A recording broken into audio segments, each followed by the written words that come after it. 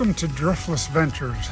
My name is Ken Gear, and we are in south central Wisconsin in the Driftless area, where I'm bringing my adventures to you guys from the Driftless area. What I'm doing today is I had posted a video on a time-lapse antler, and in that video what we were doing is we were going to do a test to see how long it took the squirrels to break an antler down. If you haven't seen that video, go back and check it out. But I let the antler sit for 2 weeks. It was surprising. There was some good information that came from it. There was a lot of different rodents and critters that came to check it out. But the area where it was, the squirrels just weren't chewing on the antler. And I was a little bit perplexed as to why that was, because I found antlers in the woods that, just been chewed to pieces. But I set up my original video in a rural area next to a relative's house where they had squirrels. And I figured, the squirrels are squirrels. They're going to chew on this antler. It would be easy for me to keep my cameras monitored. But through that, I had a lot of squirrels come to it. I had gray squirrels, red squirrels, I had rabbits, raccoons, and believe it or not, I had a lot of deer come check out the antler, including a nubbed buck. I got a really cool picture of a small buck with little nubs on him. He came and checked it out. But the squirrels checked it out, but they didn't chew on it. And I kind of came up with, I guess, a theory or a hypothesis on that. Being in a more rural area, not far from where I set this up in the woods, was next to their house. And come to find out, they like to grill on the grill a lot. So they have, ribs, chicken, all kinds of stuff on the grill. But the bones from that, they were thrown over the bank, not far from their house, to let the critters clean them up.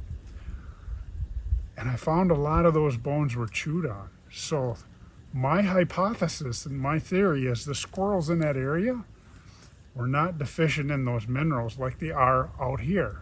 So what I've done is I've moved my setup. I brought my setup back out here, not far from where I found the antler. Bring it more back to the natural area in the woods, and I figured we'd probably get better results. That's my hypothesis. So what I've done is, again, I have driven a stake in the ground, and I put a screw, I drilled a hole through the antler, put a screw down into the stake, into the ground, and I have a time-lapse camera here, which is taking a picture during daylight hours every half hour. And then over here, I have a motion sensor camera to capture what animals come here. Which, one thing that I found really interesting from my first setup was that the time-lapse camera, although it was taking pictures every half hour, only caught one picture of a deer's legs as it actually was next to the antler. Otherwise, it never got any of the squirrels, any of the possums, none of the critters. So it was a really good idea that I had that motion sensor camera to capture those critters. I've set up, almost identical setup, but I'm back out here in the bluffs, of south central Wisconsin. It takes me an hour to hike in here. I timed it today. I climbed 600 feet to get up here, and it takes me an hour to get out here. If the cameras go down or need batteries changed, it's a hike to get back in here, but hey, that's okay. Gets me back in the woods, and I just want to see if my hypothesis is correct. Are the squirrels out here more deficient in those minerals, the calcium and magnesium? And is it, are they going to chew on this antler more? So I'm going to leave this another 2 weeks and see what happens. I know there's a lot of squirrels here in the fall. What you see behind me, this is the big den trees. These are big oak trees.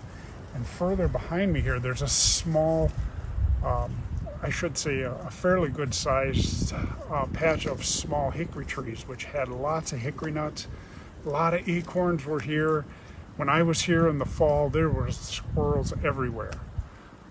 The time of year, it's May 2nd, so the female squirrels are probably going to be close to having babies soon. So I thought maybe being in next to these den trees, there would be more squirrels. But I got this set up, and I'm really anxious to see, if I get a different outcome from moving that antler back out here into the actual, middle of the woods versus in a rural setting. So we're all set up, and I hope to bring you the results here in about 2 weeks. I'm probably going to put a video together as my full results. So I got some really nice pictures for my first setup, some really interesting information I'll share with you guys. But again, I moved out here to more in the backwoods, so we'll see what happens.